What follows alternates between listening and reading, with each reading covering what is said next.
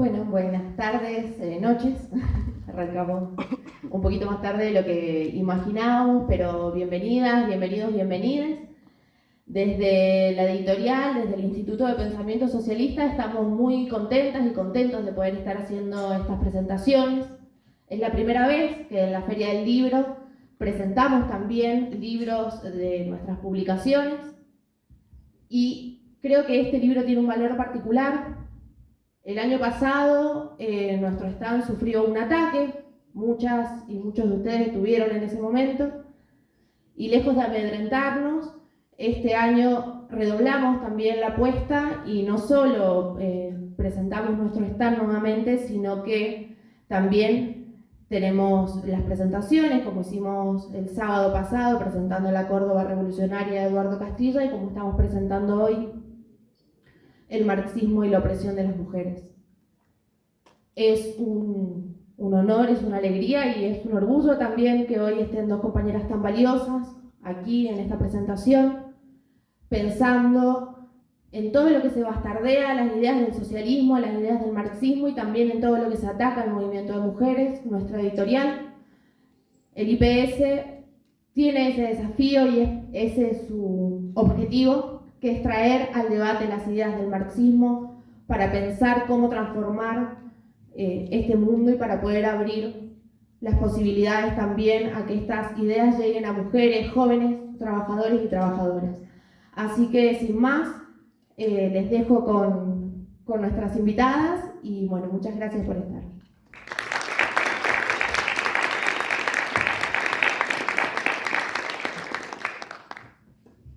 Bueno, buenas tardes, noches.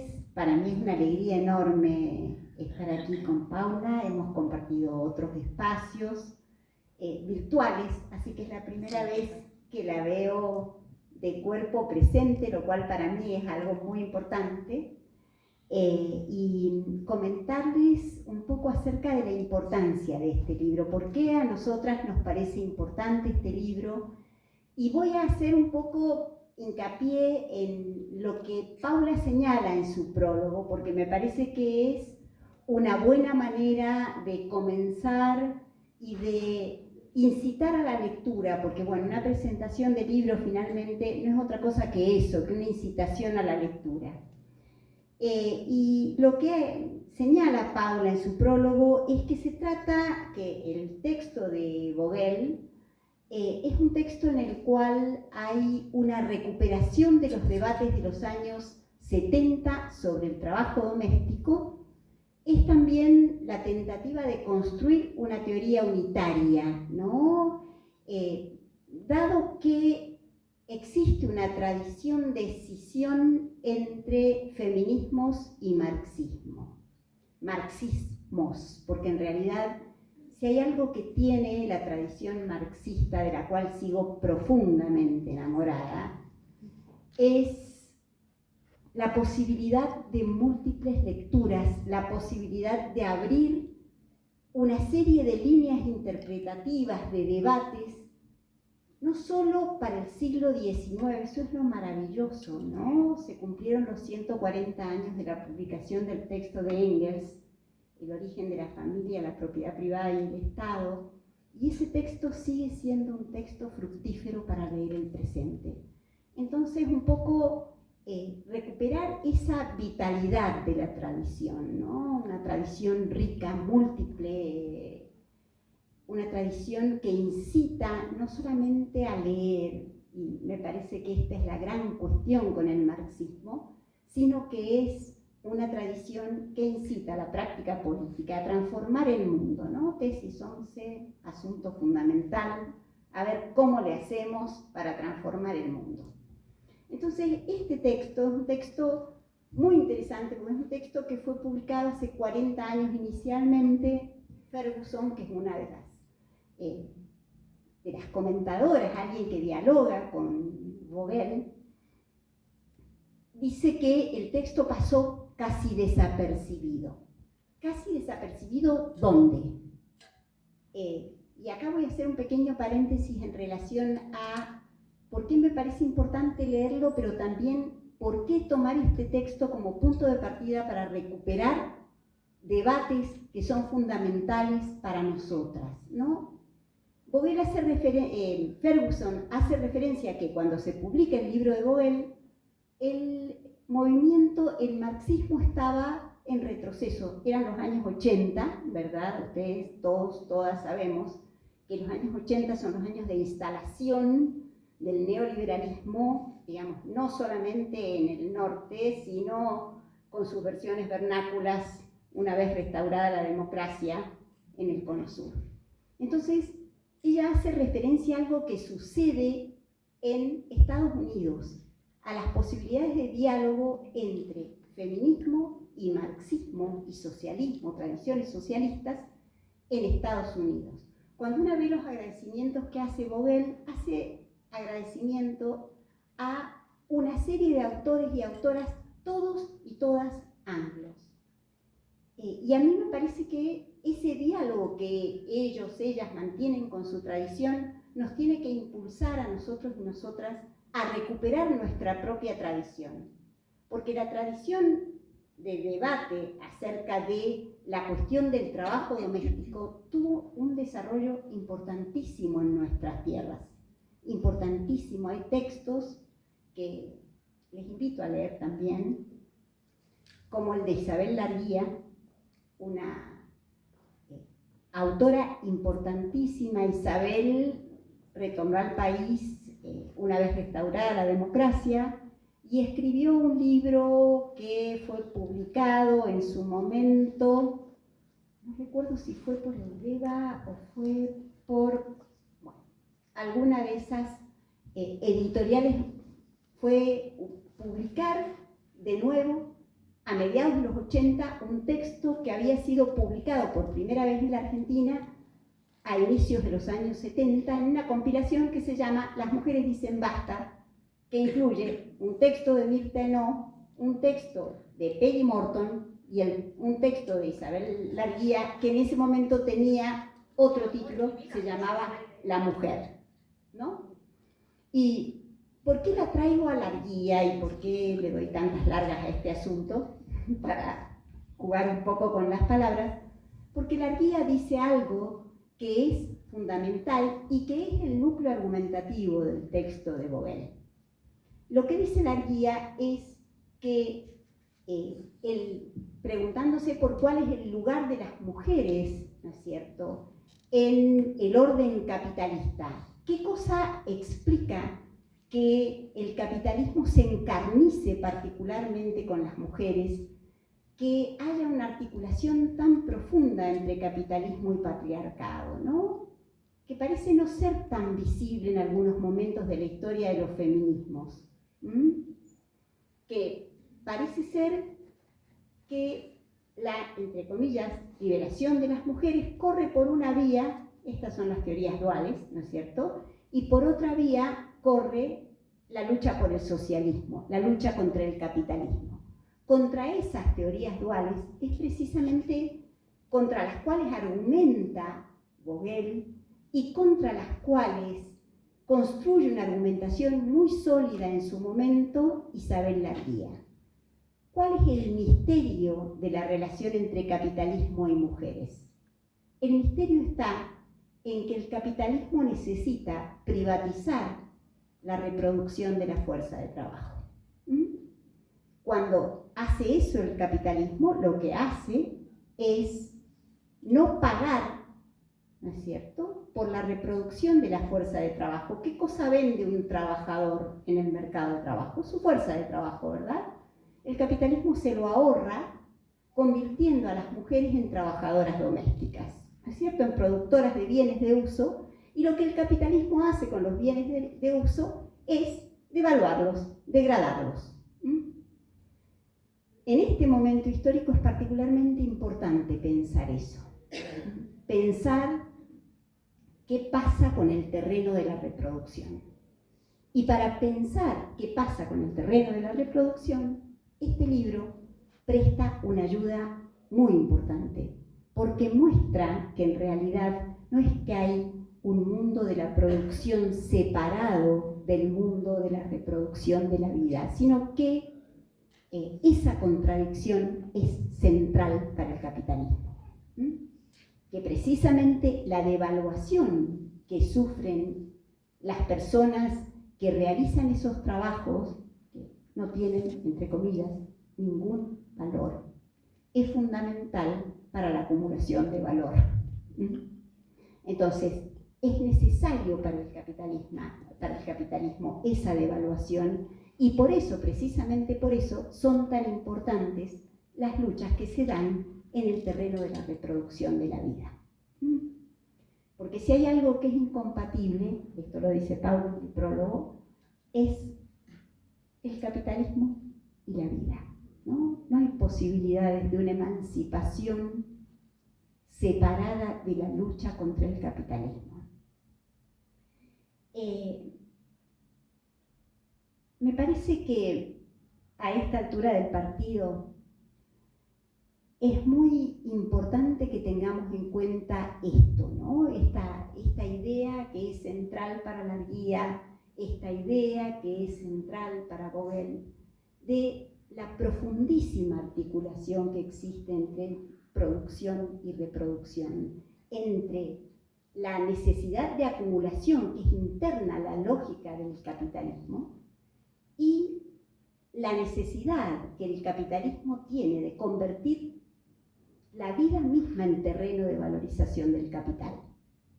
Nosotras y nosotros lo sabemos perfectamente a eso. En este momento en Mendoza hay 84 proyectos mineros en la zona sur, y nos quieren hacer creer que con eso, entre comillas, nos vamos a desarrollar. Lo único que vamos a desarrollar es tremendos cánceres. Eso es lo único que vamos a desarrollar, ¿no? Entonces, ¿qué hace el capitalismo? El capitalismo convierte todo en terreno de valorización del capital. Por eso, precisamente por eso, es que es necesario repensar esos debates de los años 70. Años en los cuales, por ejemplo, un debate fundamental era el tema del salario para el ama de casa. Se trataba, entonces aparece ahí una contradicción que es muy interesante. ¿Todo el trabajo reproductivo es trabajo de personas no asalariadas?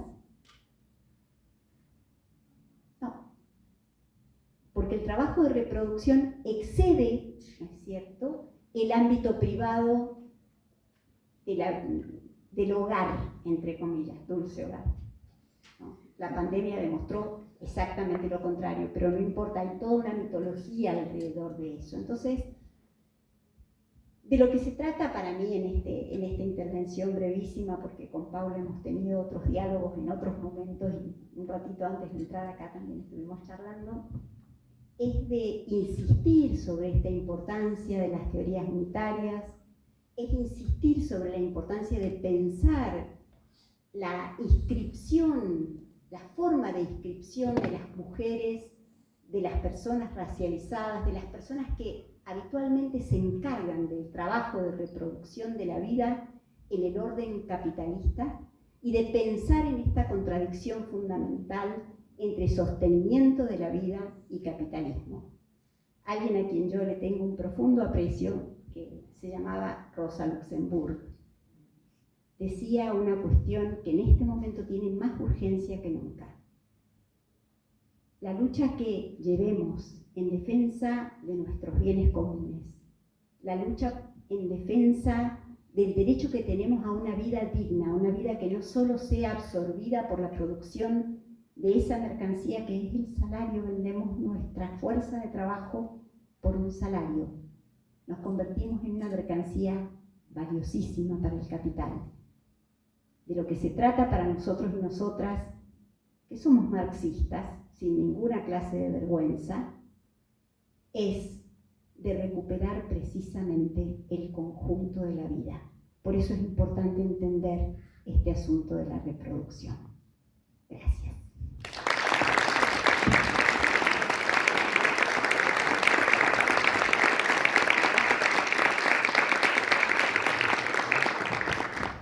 Hola, buenas. Bueno, antes que nada nada quería agradecerle acá a las compañeras y a los compañeros del IPS de acá, de Ediciones del Instituto de Pensamientos Socialistas, por la invitación. Para mí es una alegría enorme estar acá. Además, esta presentación se inscribe dentro también de un conjunto de actividades que se están haciendo en distintas ciudades, promovidas por la Asamblea de Intelectuales por el Socialismo, de la que yo formo parte. Y hay esta presentación aquí, pero hay actividades también en Rosario, actividades en Neuquén, en Buenos Aires, en La Plata. Y menciono esto porque tiene que ver con algo que planteó recién Alejandra y que creo que tenemos que poner muy sobre la mesa. Yo voy a hacer lo que también creo que hay que hacer cuando presentas libros, que es tratar de convencerlas a todas y a todos de que salgan corriendo a comprar este libro y que lo lean. Así que voy a plantear cosas por las cuales me parece que está buenísimo leerlo. Y una tiene que ver con este debate de la relación entre el feminismo y el marxismo, ¿sí? Porque para muchas de nosotras y para muchos de ustedes que vivimos y que somos militantes de esta nueva ola feminista, de este nuevo ascenso del feminismo que invadió todos los lugares, que invadió los hogares, que invadió las universidades, las escuelas, los lugares de trabajo, las fábricas, los barrios, las asambleas de todo tipo, esa discusión no es una discusión central, ¿sí? No es una discusión central de la agenda, la discusión de la relación entre el feminismo y el marxismo. Y uno podría pensar, bueno, es una discusión que quedó anacrónica. Y yo creo que no solo porque soy marxista, sino porque hay muchas preguntas y muchos problemas que este movimiento feminista puso sobre la mesa, que la discusión entre feminismo y marxismo ha discutido, ha pensado, ha tratado de responder. Cuando este movimiento dice: si nuestros cuerpos no valen, produzcan sin nosotras, está poniendo el problema del trabajo de reproducción social sobre la mesa.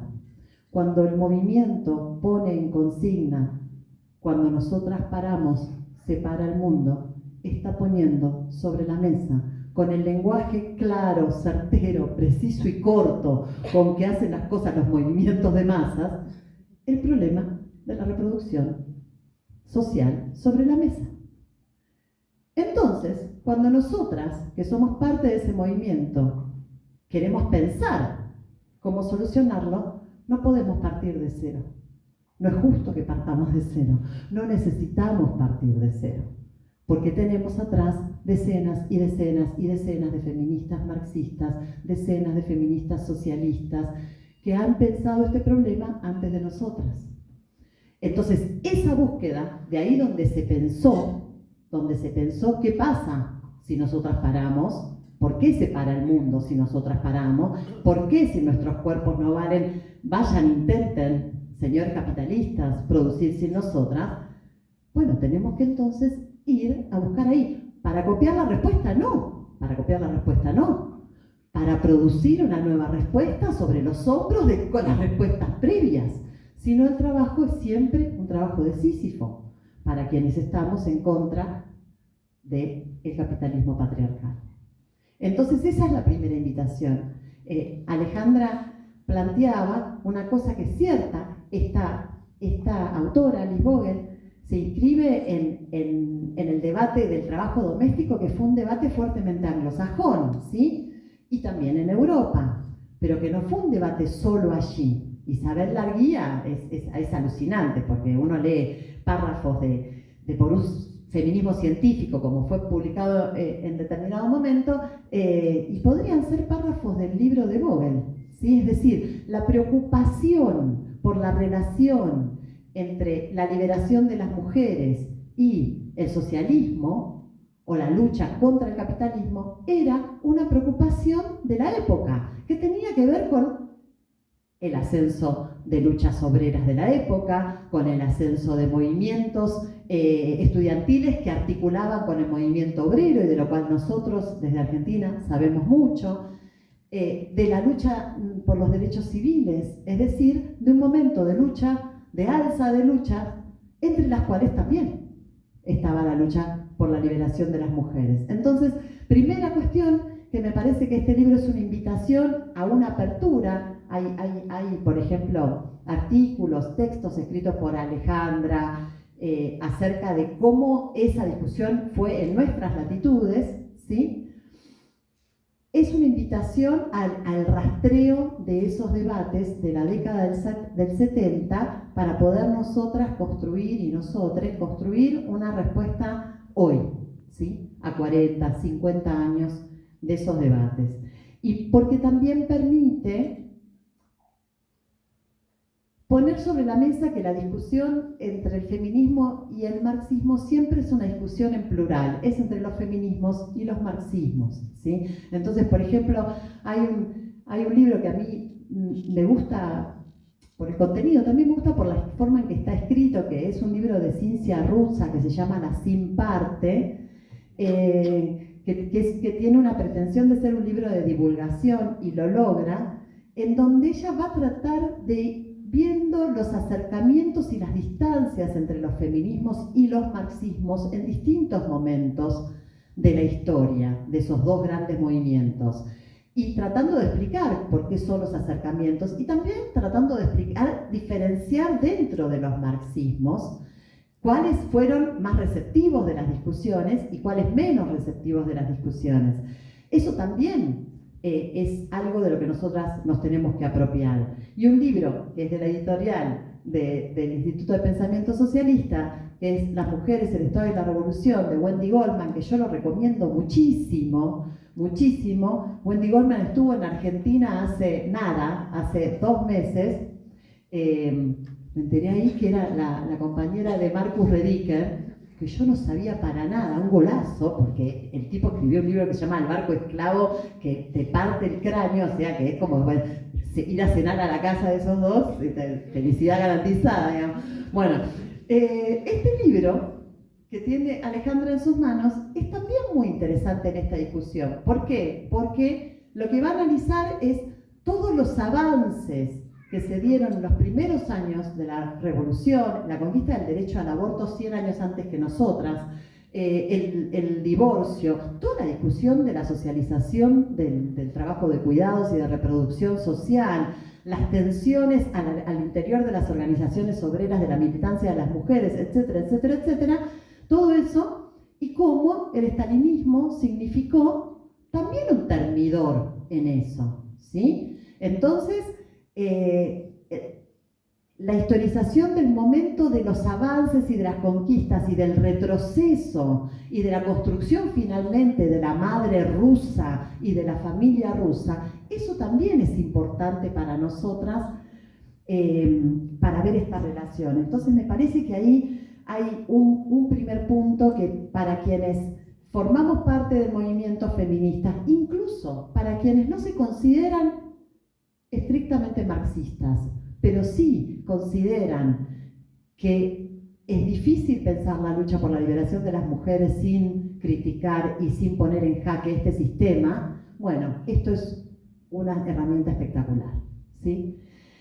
La segunda cuestión tiene que ver con que uno de los andariveles en los que funciona el libro,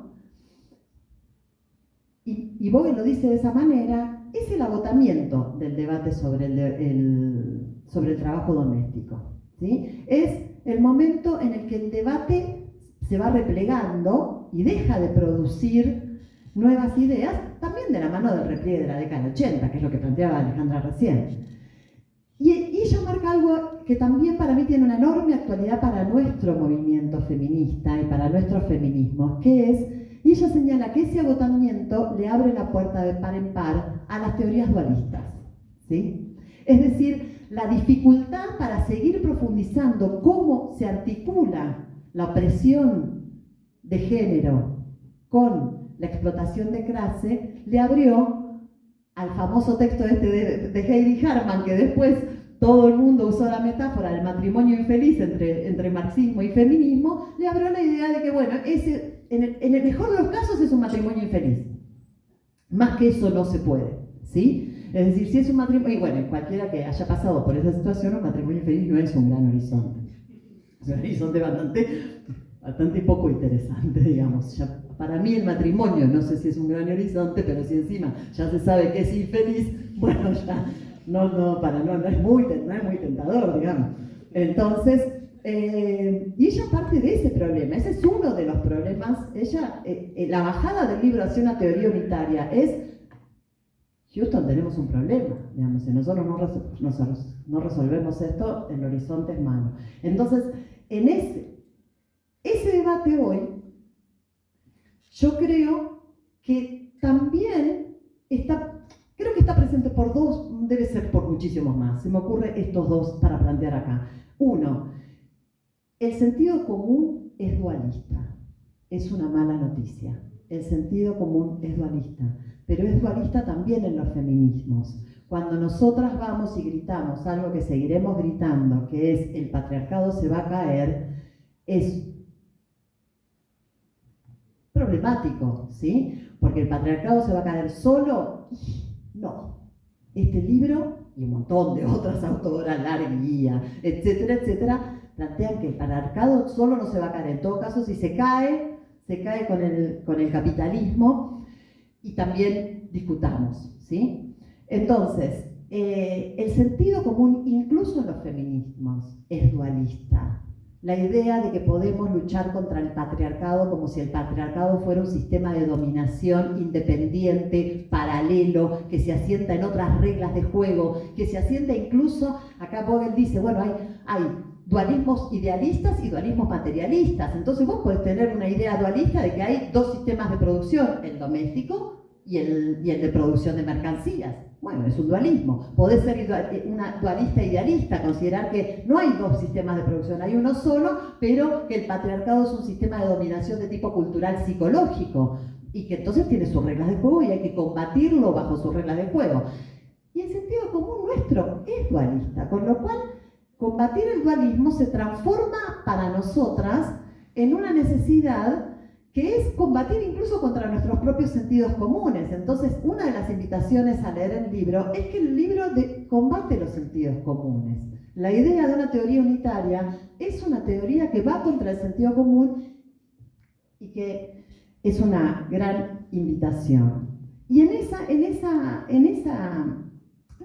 y por otra cosa, que era la 2, porque el ataque de la derecha profundiza el dualismo brutalmente y lo va a seguir profundizando. Esa es una mala noticia, pero es así, lo va a seguir profundizando. El ataque de la derecha, no solo en Argentina, a nivel internacional, está basado en profundizar ese dualismo, es decir, esta agenda secundaria, tan secundaria que no hay que darle bola, que es cínica, que en realidad es una agenda de una clase media que ya tiene las satisfacciones de las necesidades satisfechas, versus la agenda, la principal, que es la agenda del pueblo americano por ser grande otra vez, la agenda del pueblo brasilero por estar acima de todo, es la agenda de Argentina porque cada uno encuentre su lugar a través del emprendedurismo, es decir, la agenda de la patria, la agenda de la nación, la agenda del pueblo, para los que son, por ejemplo, populismos de derecha, está basada en agrandar la brecha entre agenda de los derechos de género y agenda de los derechos de esa nación, ese pueblo de la nación, con todo lo reaccionario que es la idea del pueblo de la nación. Bien, ahora, entonces nosotras tenemos que buscar todas las herramientas que podamos para desarmar y desarticular esa agenda, porque además tenemos un problema. Ese discurso no está enarbolado solo por la derecha, no está enarbolado. Ustedes recordarán tranquilamente cuando en 2018 estábamos a las puertas de la votación que perdimos y la CGT sacó completa, excepto Schmidt, excepto uno solo de la cúpula de la CGT, no firmó la declaración, una declaración que decía: los justicialistas estamos por la vida.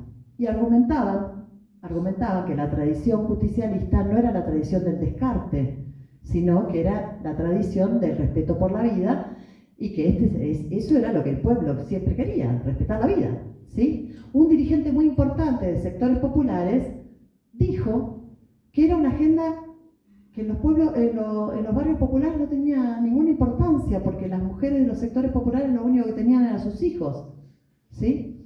Lo que quiero decir es que no es un argumento que solamente esté en boca de la ultraderecha, es un argumento que también está en representantes, o por lo menos quienes se postulan como representantes y lo son, ¿sí? De facto, de sectores populares, de sectores de trabajadores. Entonces el problema del dualismo no es un problema teórico. ¿Es un problema teórico? Sí, por supuesto que lo es, pero no es solo un problema teórico, es un problema político enorme que tenemos.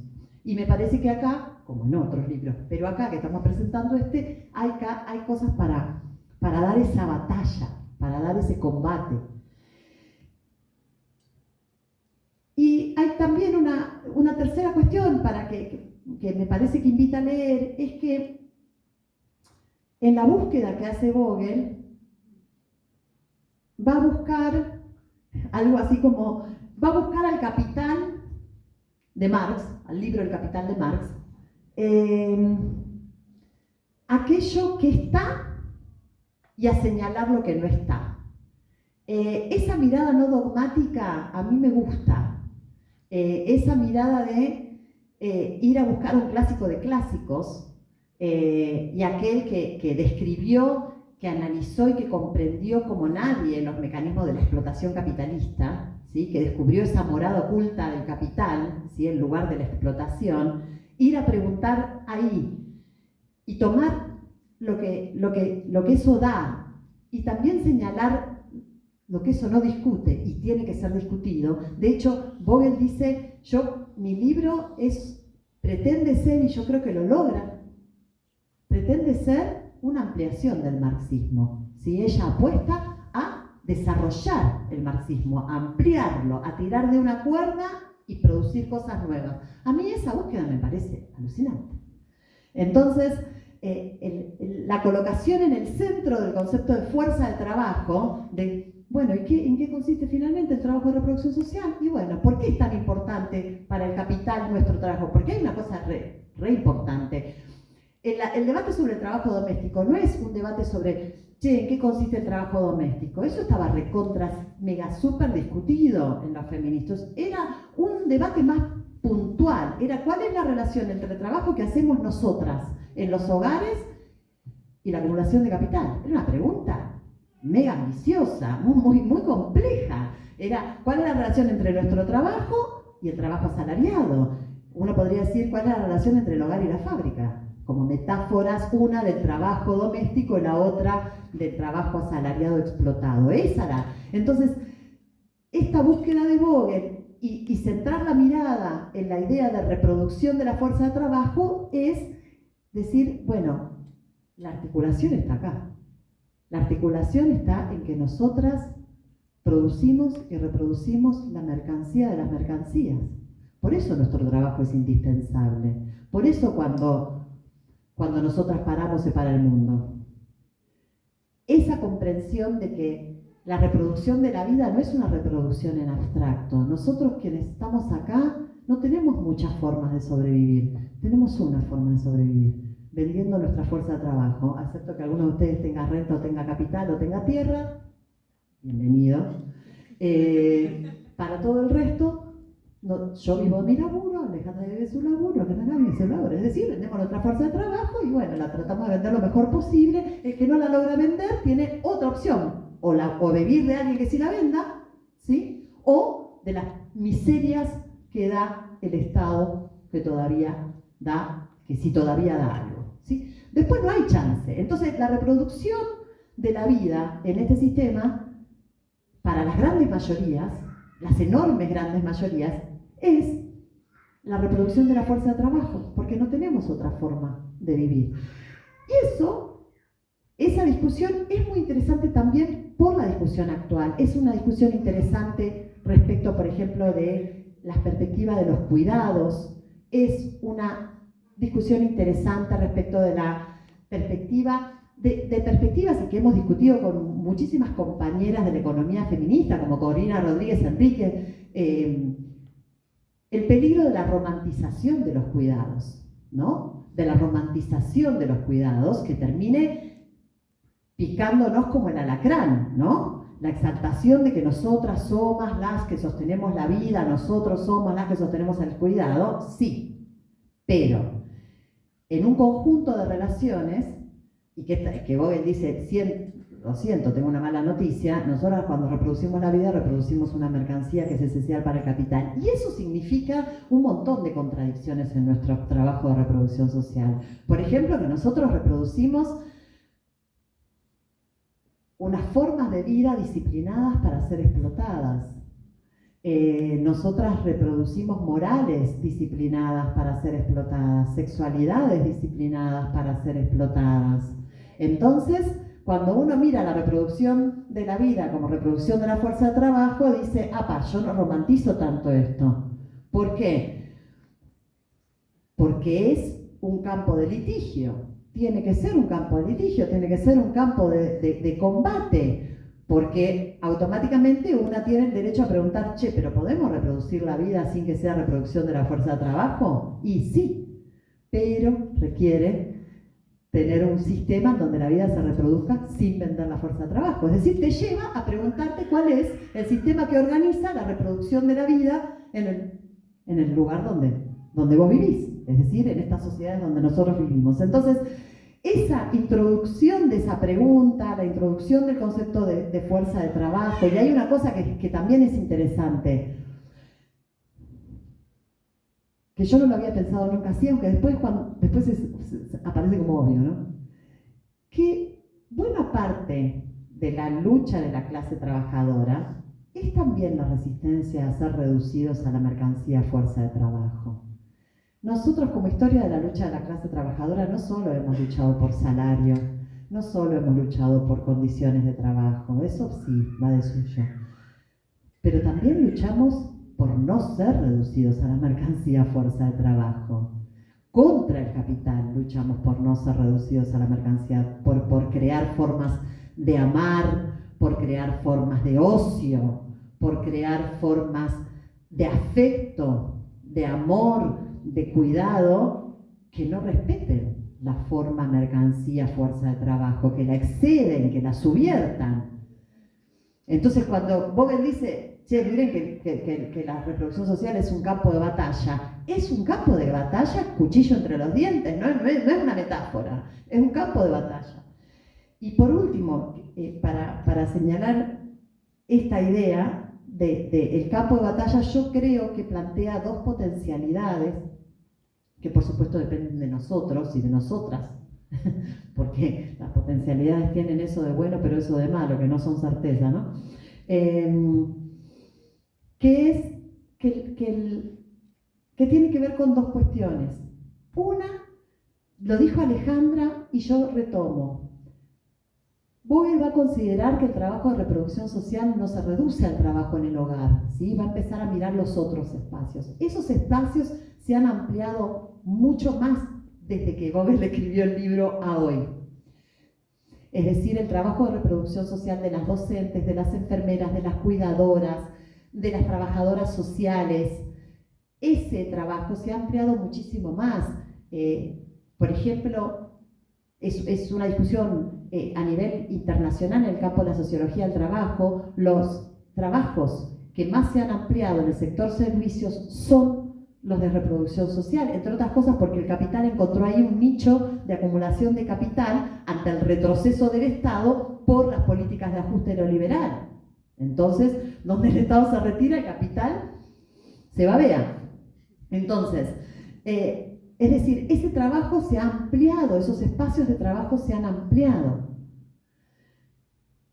Y son, no hace falta que lo diga yo, terriblemente feminizados. ¿Por qué? qué? Porque las mujeres llevamos adelante el trabajo de reproducción social en el hogar y fuera del hogar. Y son terriblemente devaluados, porque si en el hogar están devaluados al punto tal que no son reconocidos como trabajo, ¿sí? Y no reciben, por supuesto, ninguna remuneración del capital que se beneficia de ese trabajo, cuando sí están remunerados, están bajo la égida de esa devaluación. Y aparece la discusión, por ejemplo, de si son trabajos calificados o no calificados, trabajos que son terriblemente calificados, enormemente calificados, y que sin embargo aparecen como descalificados. Entonces, un tornero nunca ha discutido que esa calificación es adquirida. Por supuesto que es adquirida. Cuidar es una especie de calificación que viene en el ADN de las mujeres. Entonces, ese hecho de que haya espacios cada vez más amplios, colectivos bajo la forma mercancía, por supuesto, ¿no? Abre potencialidades para pensar las luchas en esos lugares a partir de la idea de poder socioreproductivo, ¿sí? Entonces, el hecho de que nosotros seamos las protagonistas del trabajo de reproducción social implica dobles jornadas, por supuesto. ¿Implica estar en un lugar de una contradicción enorme entre la producción y la reproducción? Sí, por supuesto, pero también implica una potencialidad. Porque en esos espacios de reproducción social, que son colectivos, como las escuelas, como los hospitales, como los lugares de residencia de adultos mayores, como los jardines maternales, las cuestiones del trabajo asalariado ahí son las mismas cuestiones que las de la calidad de la reproducción social de la población que ahí reproduce su vida. Y eso abre una puerta a un diálogo con la comunidad, a huelgas que no sean corporativas, que no sean sindicaleras, sino que sean huelgas que discutan cuáles son las condiciones en las que nosotros queremos reproducirnos, cuáles son las condiciones en que queremos que se eduquen nuestros niños, nuestras niñas, que se cuiden a los mayores, que se cuiden a los enfermos, cuáles son las condiciones que definen lo capacitado o lo discapacitado. Es decir, abre un abanico de discusiones sobre cómo queremos reproducir nuestra vida, que para quienes somos las trabajadoras de la reproducción social en esos espacios tenemos una llave ahí de abrir debates y meterlos en los hogares, que no las tiene un petrolero, por más que su posición estratégica sea importantísima. No, la tenemos nosotras, esa llave.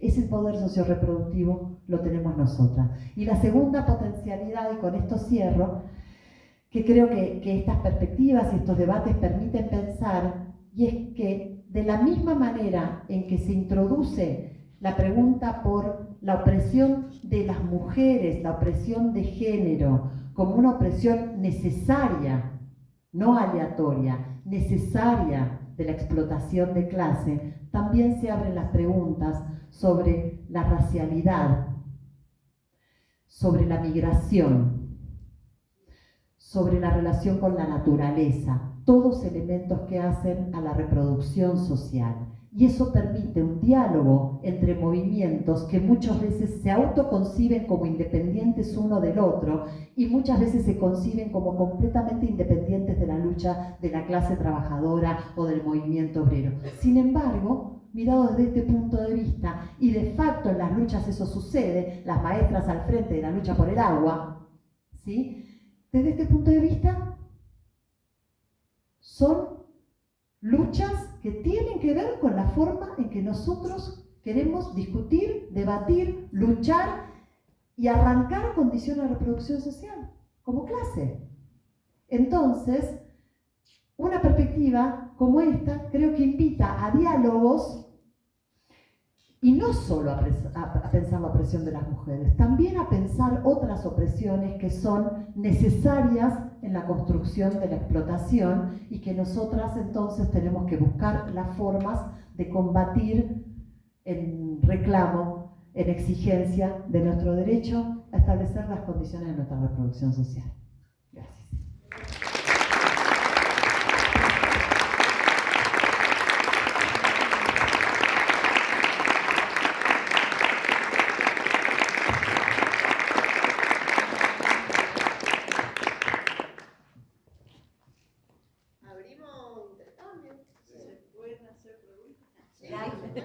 Para eso estamos. ¿Cómo sería un mundo en el que la reproducción de la fuerza de trabajo sea distinto de este? ¿Cómo haríamos para criar a nuestros hijos, para criar a nuestros ancianos. Pongo estos dos extremos de la vida, digamos. ¿Cómo crees que se podría hacer prácticamente, no utópicamente? Para las dos.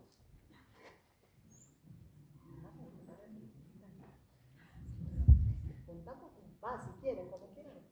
Si hay más, Si hay más. si hay alguna otra cuestión,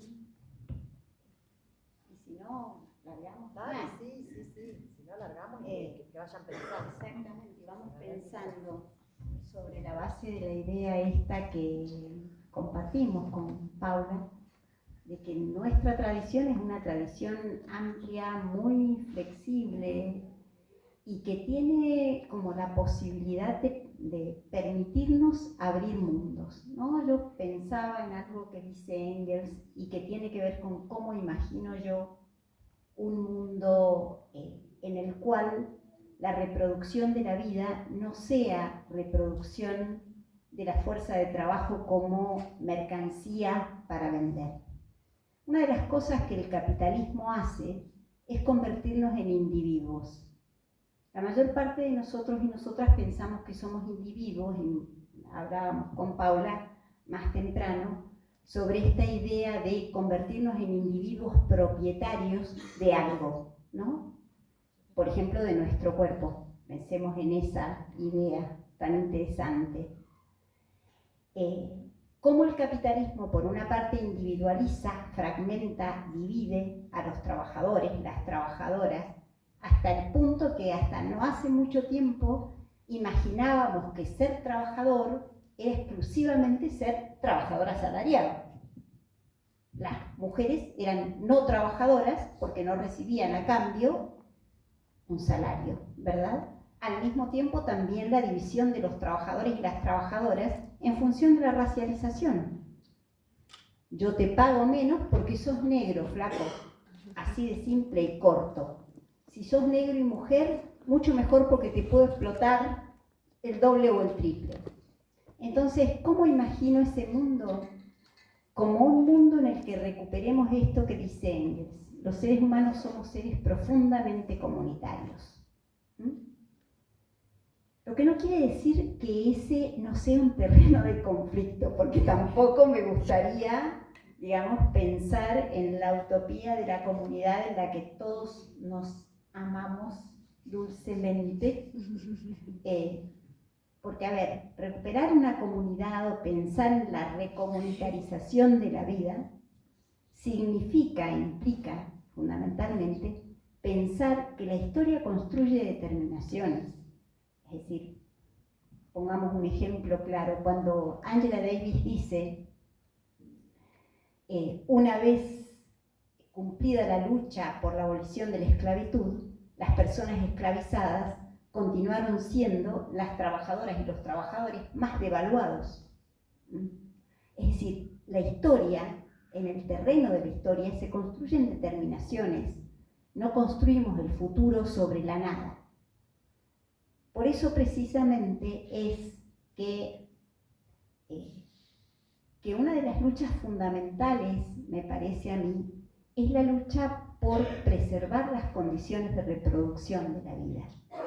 Y esa preservación de las condiciones de reproducción de la vida implica pensar en nuestras continuidades con la naturaleza y con otros seres vivos, ¿no? Pensar nuestra continuidad, por eso es tan central, y por eso la mayor parte de ellas son mujeres, ¿no? Por eso es tan central la lucha en defensa del agua en territorio mendocino. O sea, básicamente por eso, los seres humanos no podemos vivir, no somos individuos, ni individuos, una ficción capitalista y burguesa, y masculinista, patriarcal. Los niños y las niñas no son individuos, las mujeres no somos individuos, los seres humanos no somos individuos en realidad. Entonces, creo que ese futuro es el futuro que yo imagino, un futuro en el cual la vida no sea, la reproducción de la vida no sea reproducción de mercancías, ¿no? Eso es lo que yo imagino como futuro, pero para eso hay que luchar por un socialismo barbarie, una vez más con la rosa. No, solamente agregar una cosa que una vez Titi Bhattacharya, que es una india que trabaja con reproducción social, con la discusión, una anécdota que ella cuenta, ¿no? Ante la pregunta de, bueno, ¿y cómo podemos pensar un mundo en donde no, la reproducción de la vida no sea la reproducción de la fuerza de trabajo? Y ella va a decir, bueno, por empezar, un mundo en donde no haya la desposesión de la posibilidad de reproducirnos sin vender la fuerza de trabajo. Es decir, nosotros necesitamos vender la fuerza de trabajo porque nos han desposeído de otra forma de vivir. Si no, ¿quién va a ir a laburar? O sea, nadie iría a laburar a ningún lado, yo por lo menos no, discúlpenme, no me llamen, si yo puedo reproducir mi vida sin ir a laburar y sin ir a vender mi fuerza de trabajo. Entonces, primero es discutir que tenemos que repensar el acceso, llamarlo socialización, de los medios de producción y de subsistencia, pero que ahí hay un problema que es ineludible, porque en tanto y en cuanto nosotros estemos desposeídos de la forma de sobrevivir, es decir, del acceso a la naturaleza, del acceso a la producción propia, a la producción directa, a la tierra, al agua, etcétera, etcétera, no tenemos otra chance que hacer lo que hacemos, es decir, transformámonos en mercancías para vender. Entonces, ella dice, bueno, y hay que volver a esa discusión sobre cómo revertimos esa desposesión. Y dice, uy, una vez que eso esté sobre la mesa, dice, miren que ya hay formas de socialización del trabajo de reproducción social. Y hace un chiste, y dice, esta discusión, que por supuesto es una discusión vieja dentro del feminismo, de los feminismos de izquierda y marxistas, acerca de socializar la crianza, socializar los cuidados, etcétera, etcétera. Ella dice, incluso el capitalismo ha avanzado en eso, y dice, ¿qué es un restaurante sino una cocina comunitaria? ¿Con qué detalle? Está basado por la forma mercancía, y entonces ni vos, ni yo, ni nadie de acá podría vivir todos los días yendo al restaurante de la esquina de su cuadra a morfar. Ahora, si no fuera así, ¿cuánto más eficiente es ese restaurante donde se cocina? Entonces dice, ¿por qué nosotros no podemos pensar restaurantes que no estén mercantilizados? ¿Por qué no podemos pensar un restaurante por cuadra? ¿Por qué no podemos pensar una lavandería por cuadra que gasta menos agua, menos luz, menos recursos naturales, etcétera, etcétera? Entonces, creo que esas formas de volver a poder imaginar, ¿sí? Formas de reproducción social que no sean esa reproducción, nos obliga a volver a experiencias pasadas y también a la imaginación política, incluso tomándonos de formas socializadas que son engullidas por el capital, pero que si le sacás la lógica mercantil decís, bueno, yo para eso sí me anoto, para el restaurante de la esquina, no mercantilizado, me anoto seguro. Y acá en Mendoza, que va a tener vino, supongo. Obviamente. Claro, obviamente.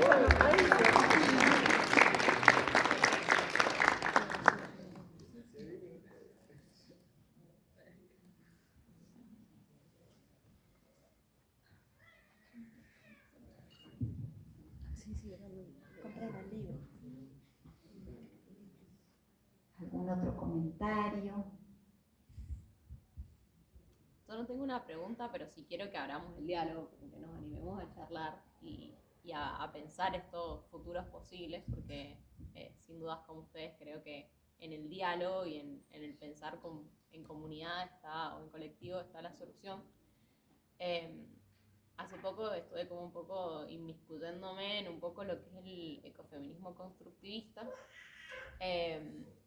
Y hay dos categorías que me gustan mucho y que creo que ustedes las trajeron.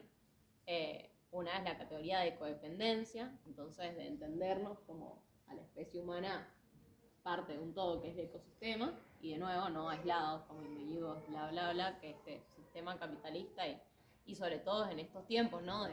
de modernidad avanzada nos hacen cada vez más aislarnos más y pensar que la solución está en trabajar más y bueno, y sobre todo en estos contextos, ¿no? En donde nos golpea tanto el bolsillo que pensamos que la solución está en, bueno, nada, me tengo que preocupar por mí, mi familia, y si no, no hay forma, porque si no, no como. Pero claro, la solución de repente está en abrir comedores, en las ollas de los barrios. Pero bueno, la ecodependencia, entendiéndonos esto como parte de un ecosistema, y la ecodependencia también entendiendo que hay una interdependencia como especie en donde no podemos sobrevivir sin estos cuidados que son, nada, trabajo invisibilizado que genera acumulación de capital. Y no sé, en charlas que hemos tenido acá con mi amiga querida Carito, intentando bajar como todos esos conceptos, esa teoría y qué sé yo, nos ponemos a decir, bueno, ¿cómo hacemos para colectivizar un poco los cuidados y sostenernos?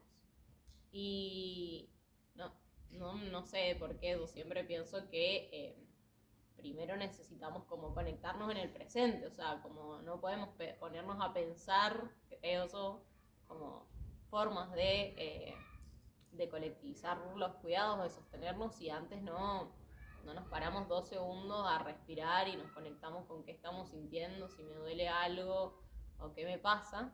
Entonces, como llegando un poco a la praxis, esta teoría decíamos, bueno, ¿qué hacemos? Hay una compañera que da clases de yoga, juntémonos los viernes a dar a tener una clase de yoga comunitaria, y después de eso hagamos ciclo de lectura feminista para empezar a pensar futuros posibles. Y mientras tanto, ¿qué hacemos con las pibis? Atendiendo a que hay infancias también, ¿no?, que nos rodean.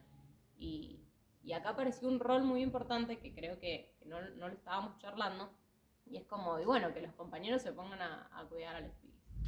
Y creo que eso, o sea, como el rol que tienen las masculinidades, en ese sentido, me parece también importante resaltarlo, porque si no siento que terminamos las mujeres y las disidencias teniendo como una mochila enorme que pareciera que es luchar sola, nosotras, siguiendo en esta búsqueda de futuros posibles, colectivizando los cuidados, bla, bla, bla, bla, bla, bla, y tirando abajo el patriarcado y el sistema capitalista, y los varones mientras tanto viéndonos, aplaudiéndonos los más marxistas, no sé, y no haciéndose cargo de, bueno, nada, el trabajo precisamente invisibilizado y que sostiene.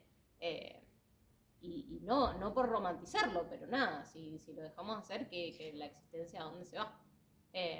Entonces, nada, no sé, me encanta obviamente pensar en que estas soluciones van de la mano de políticas públicas que implementa un Estado en donde reconoce el trabajo invisibilizado, de políticas públicas que acompañan a las compañeras que tienen los comedores en los barrios, de políticas públicas que van de la mano con precisamente, no sé, prevenir el embarazo adolescente, políticas públicas que van de la mano de cuestionar las causas estructurales de la opresión, como el patriarcado y el capitalismo, para que desde los barrios también se puedan pensar otros futuros posibles.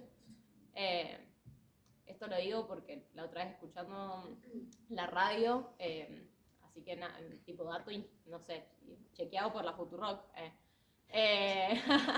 decía, creo que se llama el Pitu decía que una compañera que está sosteniendo comedores en varios barrios, decía que gracias a la entrada de los feminismos populares en los barrios, hoy en día las pibas estaban pensando otros futuros posibles que no fueran únicamente ser mamá. Que hoy su deseo no era ser mamá únicamente, que de repente, nada, tener emprendimiento, qué sé yo, y estudiar, no, ni idea, como los distintos futuros posibles. Entonces, bueno, sin dudas de políticas públicas que dan de la mano de todo eso, pero bueno, nada, en este contexto, precisamente de Argentina, se me hace difícil pensar un Estado que plantee esas políticas públicas.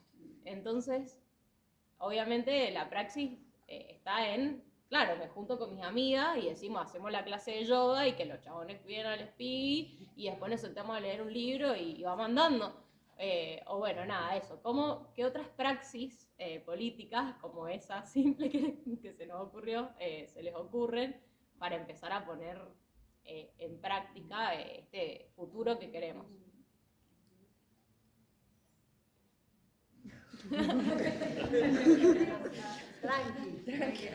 Sí, sí. Una pregunta así sencilla, fácil de resolver. Ya, yo te diría Alejandra, agarra el micrófono a ver si te escuchan todos. Yo te diría que simplemente, digamos, luchar por recuperar tiempo para hacer otra cosa que no sea laburar, ya es una política de resistencia. ¿Ustedes han pensado en el último tiempo de nuestras vidas con este avance feroz de la derecha? La cantidad de horas que trabajamos, la falta de espacio para siquiera pensar. Bueno, eso es el capitalismo. El capitalismo te afana todo. Hasta el último aliento, el último minuto de tu vida, porque quiere convertir todo, absolutamente todo, en mercancía y en forma de valorización del capital. Cuando su ley dice que él es un topo del Estado, en realidad miente descaradamente, porque lo que hace es utilizar el Estado como una herramienta de concentración del capital para las fracciones más concentradas del capital, ¿no? Y profundizar los procesos de desposesión, de despojo. O sea, fíjense ustedes, durante un montón de tiempo resistimos el avance, la 7722 es una de nuestros mayores logros, y ahora reforman el código minero y van a avanzar sobre todo, van a robar hasta lo último. Entonces, yo creo que en este momento es importante no pensar, yo no discuto que pequeño sea hermoso, pero a mí me parece que si no colectivizamos en serio las pequeñas prácticas de las comunidades amorosas entre feministas que nos queremos tanto, discúlpenme, soy una vieja marxista, no tengo problema en reconocer ese estatuto entre comillas despreciable, pero me parece que, digo por discusiones que he tenido acerca del valor de la huelga, ¿no? De la huelga feminista,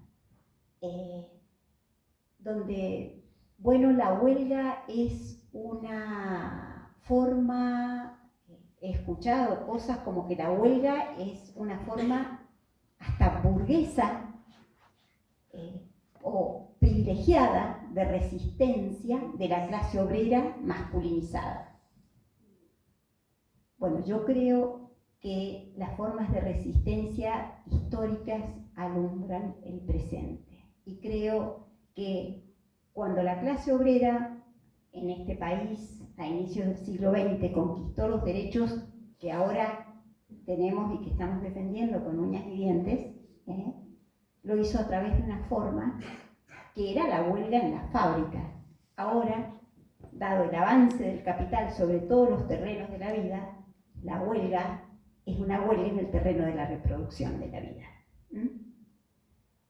Entonces creo que yo entiendo la cuestión del experimento, el pequeño experimento lo necesitamos indudablemente para encontrar algún consuelo, pero al mismo tiempo tenemos que apuntar a mirar el horizonte de totalidad. Y mirar el horizonte de totalidad implica poder relacionar lo que nos pasa con la explotación que padecemos. Saber que ese minuto que le robamos a la lógica de acumulación de capital tiene que ver con esta fase del capitalismo, que no es cualquier fase. que la retirada del Estado tampoco es casual en este momento histórico. La retirada del Estado de sus funciones de colaboración en la reproducción de la vida. Lo que no quiere decir que el Estado sea el ogro benefactor, ni ninguna de esas cosas, no. No. Pero bueno, o sea, las migajas que el Estado daba hasta hace poco tiempo, no las da más. Entonces estamos en un momento de individualización extrema, de privación del tiempo que necesitamos hasta para pensar. Entonces creo que, no sé, nosotras y nosotros tenemos pequeños experimentos como la Asamblea de Trabajadores y Trabajadoras del CONICET, que cuesta un montón sostener, que nos cuesta, en mi caso, un ovario y la mitad del otro. Supongo que otras personas pondrán otras cosas. Pero bueno, son esas experiencias que tienen que ser colectivas, políticas, y tratando de mirar cuál es la relación que eso tiene con esta fase del capitalismo, porque si no estamos al hornito mismo.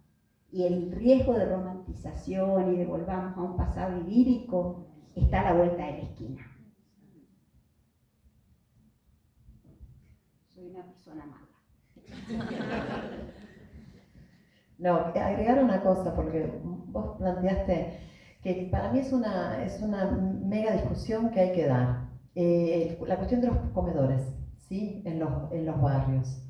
El otro día un dirigente, no era el Pitu, que es un dirigente territorial, otro dirigente planteaba que si vos tomabas el conurbano bonaerense, el 60% de las niñas asistían a espacios comunitarios, sociocomunitarios, ¿sí? Que hasta hace poco recibían el potenciar trabajo y ahora reciben cada vez menos, ¿no? Y entonces llegaba a la conclusión de que efectivamente las mujeres, porque son, por supuesto, mayoritariamente mujeres quienes sostienen los comedores, estaban sosteniendo las niñeces de esas niñas. Y efectivamente era verdad. Y ahí se abre una serie de contradicciones que yo creo que hay que discutirlas como tales, ¿sí? En términos inmediatos, por supuesto, exigirle al Estado que ese trabajo sea pago, ¿sí? Lo mínimo. Ahora bien, también se abre la pregunta acerca de si el 60% de las niñas del conurbano bonaerense asisten a esos espacios de cuidado, están asistiendo a un espacio de cuidado donde el salario de las personas que realizan ese trabajo es 1/3 del salario de una maestra de inicial, ¿sí? Es decir, que nosotros corremos el riesgo de caer en la trampa de la propia política del Estado. ¿Cuál es la política del Estado?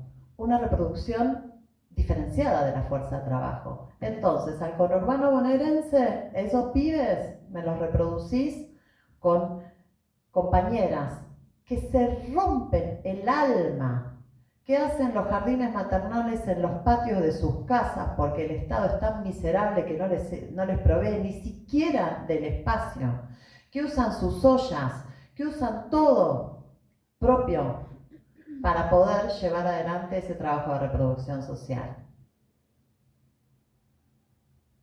Es un problema, ¿sí? Porque uno exige la remuneración para ese trabajo, ¿sí? Pero uno debería exigir por lo menos la misma remuneración, porque si no estamos aceptando que esos pibes, ¿sí? Yo fui a toda la educación mía pública, nací en la capital federal, yo fui a un jardín que tenía edificio, que tenía un portero que me abría la puerta, que sabía mi nombre, que tenía una maestra que cuidaba 15 pibes, 20 como mucho. Es decir, si no, entonces yo soy la parte de la clase de trabajadora que porque soy blanca, nací en la capital y mis padres trabajaban en la capital y me podían dejar ahí, yo tuve jornada completa en la educación pública, jornada completa en la escuela 9, Manuela Pedraza. Entonces, eso recibí yo, con maestras mal pagas también, ¿no? Pero no pagas como las compañeras que sostienen los jardines maternales. Entonces, hay un problema que nosotros no podemos dejar de discutir, que es el problema de en qué momento uno termina legalizando y legitimando la reproducción diferenciada de sectores enormes de la población, ¿sí? Exigiéndole al Estado una política que el Estado termina conviniéndole, ¿sí? Hay un tipo que a mí me gusta, que se llama Aaron Benanab, que escribió un libro que está en español, en castellano, lo sacó Traficantes de Sueños, con lo cual, no voy a decir, se baja, que hace una pregunta sobre la mega discusión del ingreso universal. Si tenemos que no que discutir los socialistas o los anticapitalistas o la gente que somos zurdos y zurdas, si tenemos que discutir el ingreso universal. Y él dice, yo veo este siguiente problema, dice. La versión de derecha del ingreso universal, ¿por qué hay versión de derecha del ingreso universal? Levi Yeyati en Argentina es una visión de derecha del ingreso universal. ¿Qué idea tiene? Tiene una idea de una reproducción diferenciada de la fuerza de trabajo, es decir, aquel sector que ya no va a entrar al mercado de trabajo porque no nos conviene que entre al mercado de trabajo, ¿sí? Bueno, lo mantenemos en índices de subsistencia, que no se mueran, con un ingreso universal límite. Como dice Marx, el valor de la fuerza de trabajo es histórico-moral. No es un valor fijo, con lo cual se puede bajar, y dice, hay un límite biológico, dice Marx, a bajarlo, es decir, lo puede bajar hasta que se muere. Bueno, vamos a poner es un toquecito antes de que se muere, un ingreso universal bajo. Dice, bueno, ese no lo vamos a sostener, dice juega, que le está hablando a los anticapitalistas de izquierda, dice, bueno, por ese no vamos a luchar, ¿no? No, estamos de acuerdo, perfecto, no vamos a luchar. Vamos a luchar entonces por uno que, ¿qué? Por uno que nos permita una reproducción digna. Y entonces el tipo dice, no va a existir. Si el Estado reprodujera la fuerza de trabajo dignamente, no iría nadie a laburar. Es decir, el Estado sería un Estado anticapitalista, y estamos hablando siempre de un Estado capitalista. Es decir, termina siendo el chiste, es más fácil la revolución socialista que un ingreso universal que te permita una reproducción digna. Yo creo que tienes razón. Entonces sí, discutamos cómo hacemos la revolución socialista.